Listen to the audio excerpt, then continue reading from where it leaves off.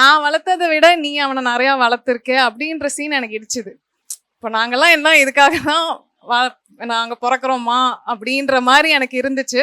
But ஆனால் எனக்கு என்ன ஒரு தாட்னா, இப்படி வச்சவங்க நீங்கள் லைக் பொண்ணை கிரிக்கெட்ல சேர்த்துக்கிறது தப்பு இல்லை, அவ கூட நம்ம கீழே ஆடுறது தப்பு இல்லைன்னு நினைச்ச நீங்க ஆப்வியஸ்லி அந்த இன்டென்ஷன்ல வச்சிருக்க மாட்டீங்க. மேபி அந்த ஜென்ரேஷன் அப்படி இருந்திருக்காங்க அப்படின்னு காமிக்கிறதுக்கா அப்படின்னு. அதான் சொல்றேன். என்னன்னா இப்போ நீங்க சொல்ற அந்த பொண்ணு விளையாடுற கேரக்டர்ல ஒரு டேரக்டரோட இது இருக்கும். பட் இந்த கேரக்டர் அவங்க வந்து எப்படி சொல்றது, ஒரு யாரை என்ன ஆளுன்னு கேட்டுக்கிட்டே இருக்காங்கல்ல. எல்லா கேரக்டருக்குமே போயிட்டு நம்ம வந்து ஒரு டேரக்டரோட இதையே வச்சுக்கிட்டு இருந்தோம்னு வச்சுக்கோங்களேன், அது சினிமாவாகவே இருக்காது. அது அது அந்த லைஃப்பை இழந்துருவோம். எல்லாருமே பார்த்தா கடைசியில் இன்டெலெக்சுவலாகவும் எல்லாருமே வந்து இதாகவுமே இருப்பாங்க. அப்புறம் எதுக்கு அப்போ நாடு நல்லா தானே இருக்குது அப்படின்ட்டு போயிடலாம்ல. ஸோ சில நேரங்களில் இது பண்ணக்கூடாதுன்னு சொல்கிறதுக்கு சில விஷயங்கள் பண்ண வேண்டியது இருக்கும் இல்லையா? அது மாதிரி தான் அந்த இது.